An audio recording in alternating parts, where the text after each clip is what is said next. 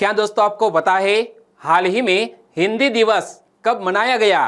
आम आदमी पार्टी के राष्ट्रीय संयोजक कौन चुने गए? अंतरराष्ट्रीय टी20 मैच में 2 बार 200 या उससे अधिक रनों से जीतने वाले दुनिया की पहली महिला क्रिकेट टीम कौन बन गई है? ऐसे ही 13 बड़ी खबरों को कवर करते हुए हमने आज का बोले तो 14 सितंबर 2021 का करंट अफेयर का वीडियो तैयार किया है। क्वालिटी की दृष्टि से बेस्ट है यह वीडियो, आप लास्ट तक देखें। लास्ट में मैं आपसे एक क्वेश्चन पूछूंगा जिसका आंसर आपको नीचे कमेंट बॉक्स में देना है। और अभी तक आपने हमारी GK 2020 चैनल को सब्सक्राइब नहीं किया है तो सब्सक्राइब कीजिए, पास में जो बेल आइकन है उसे भी प्रेस कर दीजिए, क्योंकि आने वाले हर एक वीडियो की अपडेट आपको सबसे पहले मिले। और आज के वीडियो के क्वेश्चन की PDF फाइल आप पढ़ना चाहते हैं तो नीचे डिस्क्रिप्शन में लिंक रख दी है, वहां से आप क्लिक करके डाउनलोड कर सकते हैं, पढ़ सकते हैं। चलिए बिना वक्त गंवाए स्टार्ट करते हैं पहले क्वेश्चन से। पहला क्वेश्चन, हाल ही में हिंदी दिवस कब मनाया गया? प्रतिवर्ष हमारे भारत देश में हिंदी दिवस मनाया जाता है सितंबर की 14 तारीख को, यानी कि आज ही 14 सितंबर है। आज मनाया जा रहा है राष्ट्रीय स्तर का हिंदी दिवस, यानी कि इस क्वेश्चन का सही आंसर है 14 सितंबर। संविधान सभा ने 14 सितंबर 1949 को हिंदी को राजभाषा का दर्जा प्रदान किया था, जिसके उपलक्ष्य में हर वर्ष 14 सितंबर को हिंदी दिवस मनाया जाता है। क्या हिंदी दिवस कब मनाया जाता है? 14 सितंबर को। और 14 सितंबर को ही क्यों मनाया जाता है इसका रीजन आपको पता चल गया, क्योंकि संविधान सभा ने 14 सितंबर 1949 को हिंदी को राजभाषा का दर्जा प्रदान किया था। इसीलिए प्रति वर्ष 14 सितंबर को मनाया जाता है राष्ट्रीय स्तर का हिंदी दिवस। लेकिन एग्जामिनेशन में क्वेश्चन पूछ लिया जाए कि वर्ल्ड हिंदी डे कब मनाया जाता है, तो हमारा आंसर होना चाहिए 10 जनवरी को विश्व हिंदी दिवस मनाया जाता है। राष्ट्रीय स्तर का हिंदी दिवस 14 सितंबर को और विश्व हिंदी दिवस 10 जनवरी को। और 26 जनवरी 1950 को भारतीय संविधान द्वारा अनुच्छेद 343 के तहत देवनागरी लिपि में लिखी गई हिंदी को राजभाषा की मान्यता दी गई थी। यदि आपके सिलेबस में कॉन्स्टिट्यूशन है तो यह फैक्ट भी याद रख लीजिए कि भारतीय संविधान द्वारा अनुच्छेद 343 के तहत देवनागरी लिपि में लिखी गई हिंदी को राजभाषा की मान्यता दी गई है। और आज हिंदी दुनिया में बोली जाने वाली व्यापक भाषाओं में से एक है तथा 52 करोड़ से अधिक लोगों की पहली भाषा है हिंदी। और पूरे विश्व में हिंदी भाषा बोलने वाले लोगों की आबादी तीसरे नंबर की है। और इसी तरह हर क्वेश्चन से जुड़े इंपॉर्टेंट फैक्ट मैं आपके सामने रखता हूं। हमारा यह तरीका आपको अच्छा लगता है, लाइक करना मत भूलिएगा। दूसरा क्वेश्चन है आपकी स्क्रीन पर। अंतरराष्ट्रीय टी20 मैच में 2 बार 200 या उससे अधिक रनों से जीतने वाली दुनिया की पहली महिला टीम कौन बन गई है? दोस्तों हाल ही में अंतरराष्ट्रीय टी20 मैच में 2 बार 200 या उससे अधिक रनों से जीतने वाली दुनिया की पहली महिला टीम बन गई है तंजानिया। यानी कि इस क्वेश्चन का सही आंसर है तंजानिया की महिला टीम ने यह इतिहास बना दिया है। देखो, तंजानिया की महिला टीम ने टी20 अंतरराष्ट्रीय क्रिकेट में इतिहास रच दिया है। महिला टी20 वर्ल्ड कप क्वालिफायर मुकाबले में तंजानिया ने मोजाम्बिक को 200 रनों से हराकर विश्व रिकॉर्ड अपने नाम किया है। कौन सा विश्व रिकॉर्ड अपने नाम किया है? इसके साथ ही वह अंतरराष्ट्रीय टी20 मैच में 2 बार 200 या उससे अधिक रन से जीतने वाली दुनिया की पहली महिला टीम बन गई है। कौन? यह तंजानिया की महिला क्रिकेट टीम, इमेज में आप देख सकते हैं। और महिला टी20 अंतरराष्ट्रीय क्रिकेट में सबसे बड़ी जीत दर्ज करने का रिकॉर्ड किसके नाम पर है? युगांडा के नाम पर है, क्योंकि युगांडा ने 2019 में माली को 304 रन से शिकस्त दी थी। दोस्तों सबसे बड़ा रिकॉर्ड युगांडा के नाम पर है। कौन सा रिकॉर्ड?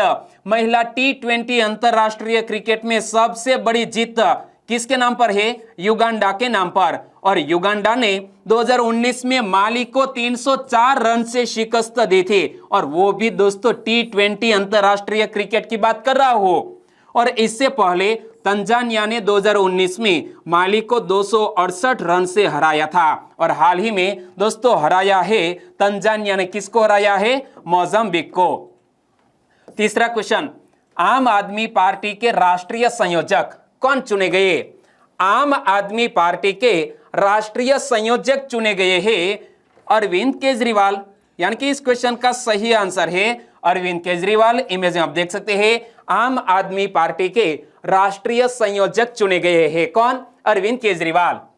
दिल्ली के मुख्यमंत्री अरविंद केजरीवाल आम आदमी पार्टी के फिर से राष्ट्रीय संयोजक चुने गए और पार्टी की राष्ट्रीय कार्यकारिणी ने शीर्ष पद के लिए उनका निर्विरोध चुनाव किया। क्या? निर्विरोध चुनाव किया गया है। और श्री केजरीवाल के साथ ही पार्टी के वरिष्ठ नेता कौन? पंकज गुप्ता राष्ट्रीय सचिव और एन.डी. गुप्ता राष्ट्रीय कोषाध्यक्ष चुने गए हैं। तो यहां हमें याद रख लेना है, आम आदमी पार्टी के राष्ट्रीय संयोजक बोले तो अरविंद केजरीवाल, वो वर्तमान में दिल्ली के मुख्यमंत्री हैं, और आम आदमी पार्टी के एक वरिष्ठ नेता पंकज गुप्ता राष्ट्रीय सचिव चुने गए हैं और एन.डी. गुप्ता राष्ट्रीय कोषाध्यक्ष चुने गए हैं। चौथा क्वेश्चन, हाल ही में यूएस ओपन का पुरुष सिंगल्स का खिताब किसने जीत लिया? दोस्तों मोस्ट इंपोर्टेंट क्वेश्चन है, इस क्वेश्चन पर आप स्टार लगा दो क्योंकि एग्जामिनेशन में पूछ लिया जाएगा कि हाल ही में यूएस ओपन का पुरुष सिंगल्स का खिताब किसने जीत लिया है? दोस्तों डेनियल मेदवेदेव ने जीत लिया है। और दोस्तों बहुत बड़ा अपसेट हो गया है क्योंकि एक साल में 4 ग्रैंड स्लैम आते हैं। इनसे पहले 3 ग्रैंड स्लैम जीते थे नोवाक जोकोविच ने, और नोवाक जोकोविच को हराकर डेनियल मेदवेदेव ने यूएस ओपन का पुरुष सिंगल्स का खिताब जीत लिया है। यानी कि इस क्वेश्चन का सही आंसर है डेनियल मेदवेदेव। इमेज आप देख सकते हैं, डेनियल मेदवेदेव के हाथ में यह दोस्तों विनर ट्रॉफी है और नोवाक जोकोविच के हाथ में यह रनर्स अप ट्रॉफी है। नोवाक जोकोविच ने इससे पहले इस साल ऑस्ट्रेलियन ओपन, फ्रेंच ओपन और विंबलडन का खिताब अपने नाम किया था। अगर वह यूएस ओपन जीत जाते तो एक साल में 4 ग्रैंड स्लैम जीतने वाले, यानी कि कैलेंडर स्लैम जीतने वाले खिलाड़ी बन जाते नोवाक जोकोविच। लेकिन ऐसा नहीं हुआ क्योंकि डेनियल मेदवेदेव ने उनका सपना चकनाचूर कर दिया है और हाल ही में यूएस ओपन जीत लिया है डेनियल मेदवेदेव ने। और दोस्तों यदि एग्जामिनेशन में क्वेश्चन पूछ लिया जाए कि इस साल का ऑस्ट्रेलियन ओपन, फ्रेंच ओपन और विंबलडन का खिताब किसने जीता है, तो हमारा आंसर होना चाहिए नोवाक जोकोविच। लेकिन यूएस ओपन का पुरुष सिंगल्स का खिताब किसने जीता है, तो हमारा आंसर होना चाहिए डेनियल मेदवेदेव। और यहां 4 ग्रैंड स्लैम की बात करें तो सबसे पहले तो इमेज में आप देख लो, ऑस्ट्रेलियन ओपन, यह दोस्तों है फ्रेंच ओपन, यह है विंबलडन और यह है यूएस ओपन। यह वर्ष में आयोजित होने वाले 4 ग्रैंड स्लैम है। तो चारों ग्रैंड स्लैम में सबसे पुराना टूर्नामेंट में विंबलडन है। क्या? विंबलडन सबसे पुराना टूर्नामेंट है और इसकी शुरुआत 1877 में हुई थी और इसके बाद 1881 में यूएस ओपन, फिर 1891 में फ्रेंच ओपन और 1905 में ऑस्ट्रेलियन ओपन की शुरुआत हुई थी। दोस्तों चारों के साल भी आपको याद रख लेने हैं कि चारों ग्रैंड स्लैम में सबसे पुराना टूर्नामेंट कौन सा है? विंबलडन। शुरुआत कब हुई? 1877 में और उसके बाद 1881 में यूएस ओपन की शुरुआत हुई, 1891 में फ्रेंच ओपन की शुरुआत हुई और 1905 में ऑस्ट्रेलियन ओपन की शुरुआत हुई। और ऑस्ट्रेलियन ओपन जनवरी में खेला जाता है, फ्रेंच ओपन मई और जून के बीच खेला जाता है, वहीं विंबलडन जून जुलाई के बीच खेला जाता है। जबकि अगस्त सितंबर में अमेरिकी ओपन यानी कि यूएस ओपन की शुरुआत होती है। तो कौन से मंथ में कौन सा दोस्तों ग्रैंड स्लैम खेला जाता है वो भी आपने याद रख लिया। और यह GK based most IMP information है। ऑस्ट्रेलियन ओपन जनवरी, फ्रेंच ओपन मई जून, विंबलडन जून जुलाई और अगस्त सितंबर में US Open. Clear? Very nice. 5वां क्वेश्चन, केंद्र सरकार ने किस राज्य में 7 नए एकलव्य विद्यालय खोलने का निर्णय लिया? हाल ही में हमारी केंद्र सरकार ने दोस्तों असम राज्य में, किस राज्य में? असम राज्य में 7 नए एकलव्य विद्यालय खोलने का निर्णय लिया। यानी कि इस क्वेश्चन का सही आंसर है असम राज्य। केंद्र ने असम में 7 नए एकलव्य विद्यालय खोलने का निर्णय लिया है। क्या? असम में 7 नए एकलव्य मॉडल आवासीय विद्यालय खोले जाएंगे। और यह घोषणा किसने की है? केंद्रीय जनजातीय मामलों के मंत्री अर्जुन मुंडा ने यह घोषणा की है। और असम में यह दोस्तों विद्यालय खोले जाएंगे। तो असम के वर्तमान मुख्यमंत्री कौन है? हिमंता बिस्वा शर्मा, इमेज में आप देख सकते हैं। और जनजातीय मामले मंत्रालय ने अनुसूचित जनजाति के छात्रों के लिए एकलव्य आदर्श आवासीय विद्यालय अनुसूचित जनजाति योजना शुरू की है, जो दूर दराज के क्षेत्रों में रहने वाले छात्रों को मध्यम और उच्च स्तरीय शिक्षा प्रदान करती है। और यह योजना अनुसूचित जनजाति के छात्रों के लिए लाभकारी है। यह फैक्ट भी याद रख लो कि यह योजना अनुसूचित जनजाति के छात्रों के लिए लाभकारी है। और मंत्री श्री अर्जुन मुंडा ने मुख्यमंत्री हिमंता बिस्वा शर्मा को वन धन पुरस्कार भी प्रदान किया। यहां से भी एक क्वेश्चन बन सकता है कि हाल ही में श्री अर्जुन मुंडा ने किसको वन धन पुरस्कार प्रदान किया है? तो याद रखो असम के मुख्यमंत्री हिमंता बिस्वा शर्मा को। और जनजातीय मंत्रालय ने वन धन योजना के तहत को ब्रांडिंग के लिए सहयोगात्मक पहल की श्रेणी में असम को वन धन राष्ट्रीय पुरस्कार से सम्मानित किया है। किसको? असम राज्य को यह वन धन राष्ट्रीय पुरस्कार से सम्मानित किया है। छठा क्वेश्चन, बसवराज बोम्मई ने बेंगलुरु में कितनी एम्बुलेंस को झंडी दिखाकर रवाना किया? रवाना, क्या दोस्तों? रवाना किया। ओके, बसवराज बोम्मई ने बेंगलुरु में कितनी एम्बुलेंस को झंडी दिखाकर रवाना किया है? इमेज में आप देख सकते हैं 1 2 3 4 दोस्तों काउंट करें तो तकरीबन 120 एम्बुलेंस को हरी झंडी दिखाकर रवाना किया। यानी कि इस क्वेश्चन का सही आंसर है 120 एम्बुलेंस। और इमेज में आप देख सकते हैं बसवराज बोम्मई ने यह हरी झंडी दिखाकर तकरीबन 120 एम्बुलेंस को रवाना किया है। कर्नाटक के मुख्यमंत्री बसवराज बोम्मई ने बेंगलुरु में 120 एम्बुलेंस को हरी झंडी दिखाई। और ये वाहन आरोग्य कवच 108 योजना के अंतर्गत 710 एम्बुलेंस बेड़े का हिस्सा होगी। और इसके बाद राज्य में 275 एम्बुलेंस हो जाएगी, जिसमें अत्याधुनिक जीवन रक्षक उपकरण भी लगे होंगे। तो याद रखो कि कर्नाटक में अब 275 एम्बुलेंस हो जाएंगे और जिनमें अत्याधुनिक जीवन रक्षक उपकरण भी लगे होंगे। इमेज आप देख सकते हैं। इसी तरह दोस्तों अत्याधुनिक जीवन रक्षक उपकरण भी लगाए गए हैं एम्बुलेंस में।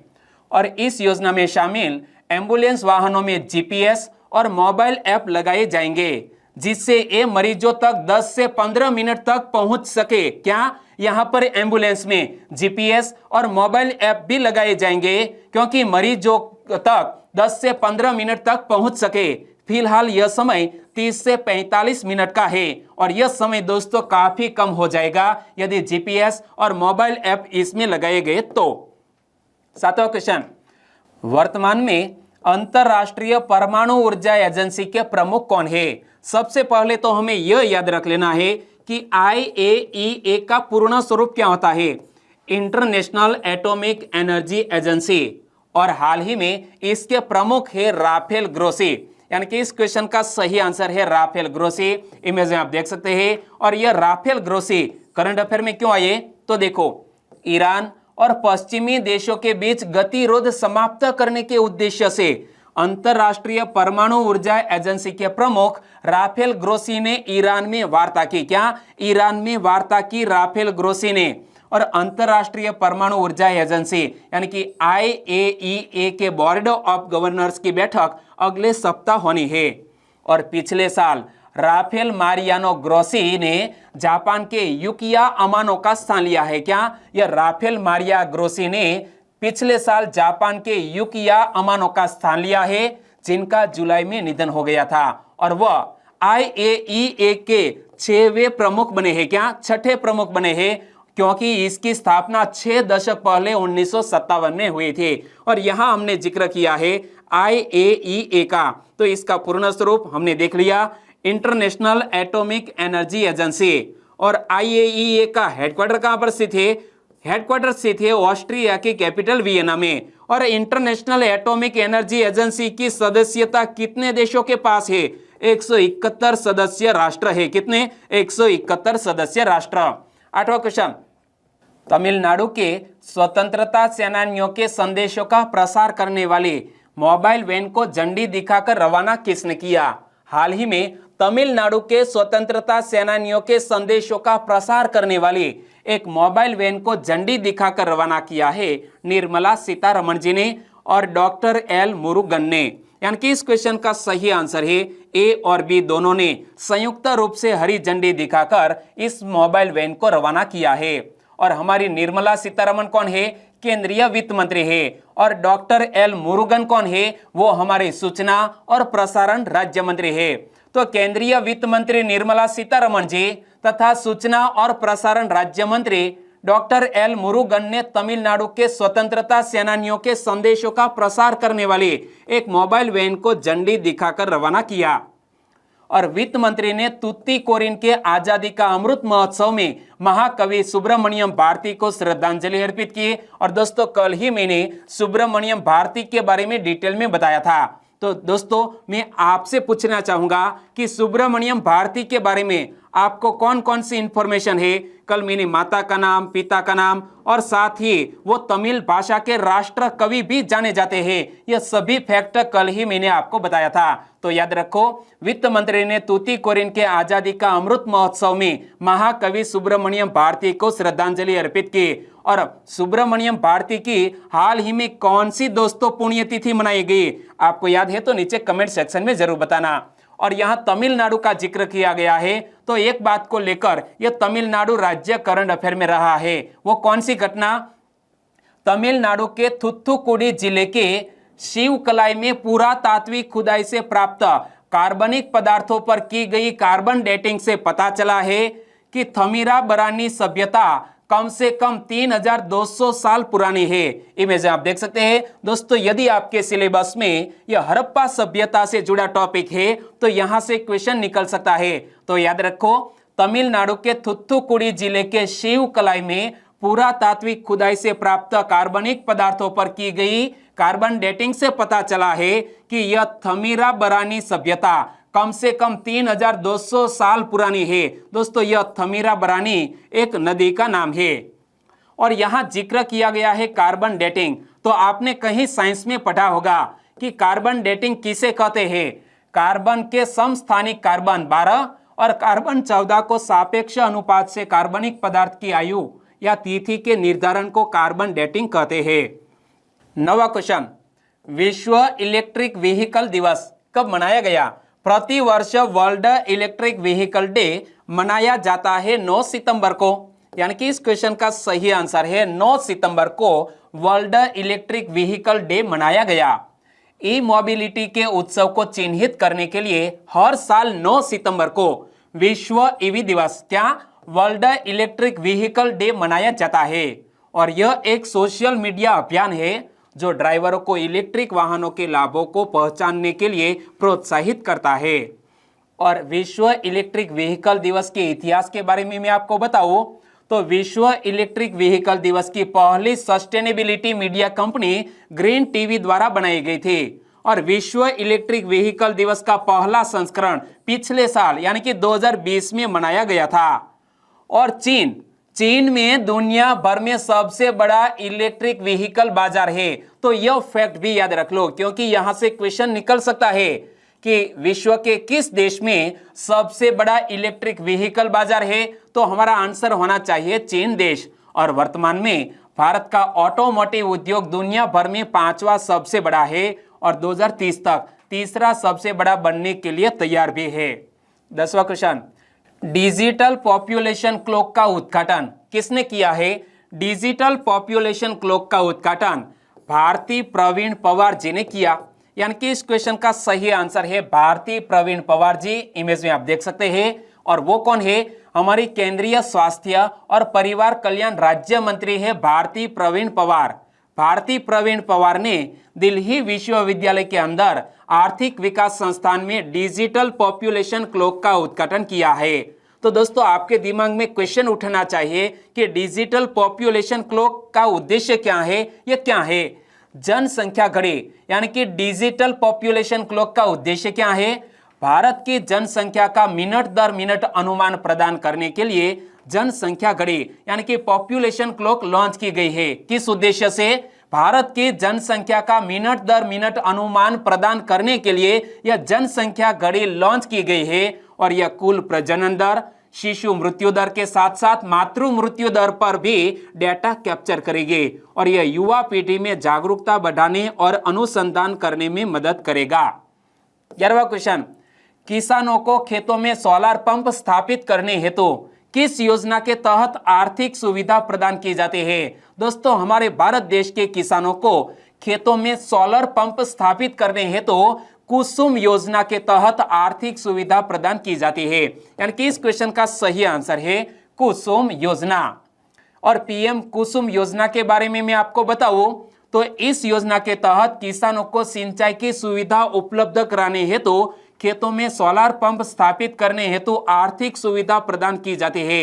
लेकिन दोस्तों यह पीएम कुसुम योजना करंट अफेयर में क्यों आई, वो भी तो एक क्वेश्चन उठना चाहिए। तो देखो, वित्तीय वर्ष 2020-21 में हरियाणा ने 15,000 पंपों के मुकाबले 14,418 पंपों की स्थापना की गई है। कहां पर? हरियाणा में 15,000 पंपों के मुकाबले 14,418 पंपों की स्थापना की गई है और देश में सबसे ज्यादा पंपों की स्थापना करने वाला दोस्तों हरियाणा पहला राज्य है। क्या? हरियाणा इस मामले में अव्वल स्थान पर है। और मैप में आप देख सकते हैं। तो मैं आपसे पूछना चाहूंगा कि हाल ही में हरियाणा के चीफ मिनिस्टर कौन है और हरियाणा के नए राज्यपाल कौन बने हैं? आपको याद है तो नीचे कमेंट सेक्शन में जरूर बताना। और पीएम कुसुम योजना की सबसे बड़ी खासियत यह है कि इस योजना के तहत किसानों सिंचाई संबंधी सुविधा के लिए सोलर पंप स्थापित करने हेतु राज्य सरकार व केंद्र सरकार की तरफ से आर्थिक सुविधा प्रदान की जाती है। क्या? यह सोलर पंप लगाने के लिए राज्य सरकार एवं केंद्र सरकार की तरफ से आर्थिक सुविधा प्रदान की जाती है। 12वां क्वेश्चन, खुली हवा में बनाई गई देश की सबसे बड़ी फर्नरी किस राज्य में स्थित है? इमेज आप देख सकते हैं। खुली हवा में बनाई गई देश की सबसे बड़ी फर्नरी दोस्तों उत्तराखंड राज्य में स्थित है। यानी कि इस क्वेश्चन का सही आंसर है उत्तराखंड राज्य। खुली हवा में विकसित देश की सबसे बड़ी फर्नरी यानी कि फर्नशाला का अल्मोड़ा जिले के रानीखेत में जाने माने फर्न विशेषज्ञ नीलांबर कुनेठा ने उद्घाटन किया है। किसने उद्घाटन किया है? एक जाने माने फर्न विशेषज्ञ नीलांबर कुनेठा ने इसका उद्घाटन किया है। तो दोस्तों यह फैक्ट याद रख लीजिए कि खुली हवा में विकसित देश की सबसे बड़ी फर्नरी यानी कि फर्नशाला कहां पर बनाई गई है? अल्मोड़ा जिले के रानीखेत में।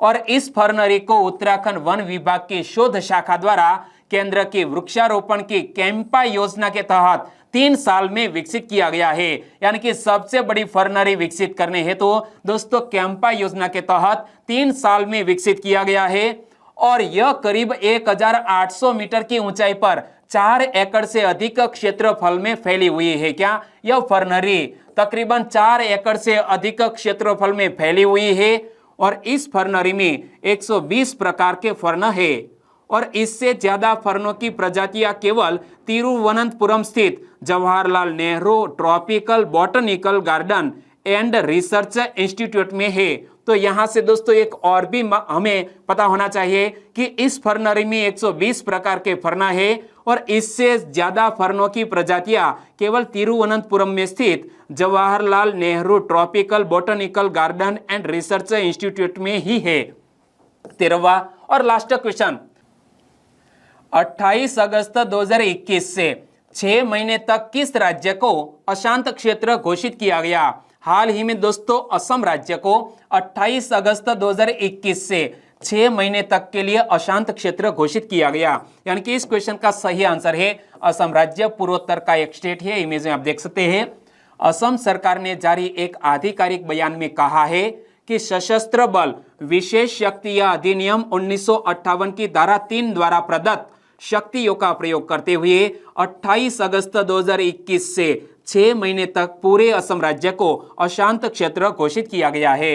और दोस्तों यह अधिनियम क्या है? क्या अफस्पा है? क्या पहले तो अफस्पा का पूर्ण स्वरूप क्या होता है? Armed forces special powers act AFSPA का पूर्ण स्वरूप है। और असम में नवंबर 1990 में अफस्पा लगाया गया था और तभी से राज्य सरकार द्वारा समीक्षा के बाद हर 6 महीने पर इसे बढ़ाया जा रहा है। कब से? 1990 से। और अफस्पा कानून क्या है वो भी तो हमें पता होना चाहिए। GK based most important information है। अफस्पा कानून क्या है? अफस्पा कानून के तहत केंद्र सरकार राज्यपाल की रिपोर्ट के आधार पर किसी राज्य या क्षेत्र को अशांत घोषित कर वहां केंद्रीय सुरक्षा बलों को तैनात करती है।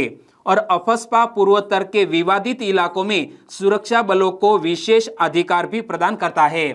और इसके तहत सुरक्षा कर्मियों को तलाशी अभियान चलाने और किसी को भी बिना किसी वारंट के गिरफ्तार करने की अनुमति दी गई है। और अफस्पा के प्रावधान पूर्वोत्तर के देश के 7 राज्यों में लागू है।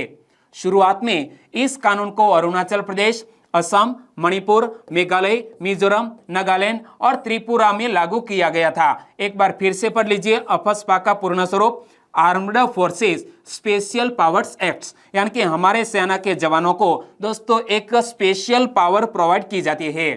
और अब बात करते हैं लास्ट वीडियो के क्वेश्चन की। लास्ट वीडियो में मैंने आपसे एक क्वेश्चन पूछा था, कोविड-19 के खिलाफ बच्चों का टीकाकरण करने वाला दुनिया का पहला देश कौन बना? कोविड-19 के खिलाफ बच्चों का टीकाकरण करने वाला दुनिया का पहला देश बन गया है क्यूबा। यानी कि इस क्वेश्चन का सही आंसर था क्यूबा।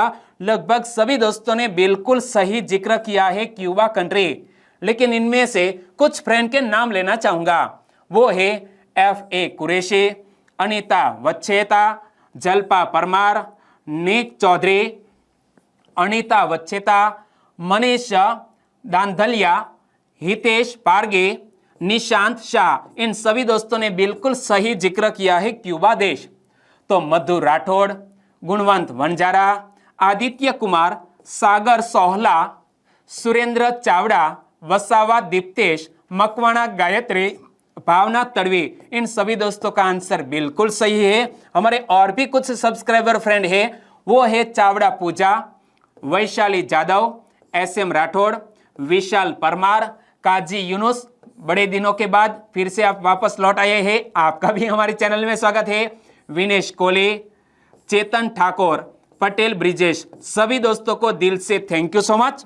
और आज के वीडियो का क्वेश्चन ए रहा स्क्रीन पर, निम्न में से किस गांव को united nations world tourism organization के तहत बेस्ट टूरिज्म विलेज के लिए चयनित किया गया है? हमारे भारत देश में 3 गांवों को united nations world tourism organization के तहत बेस्ट टूरिज्म विलेज के रूप में चयनित किया गया है।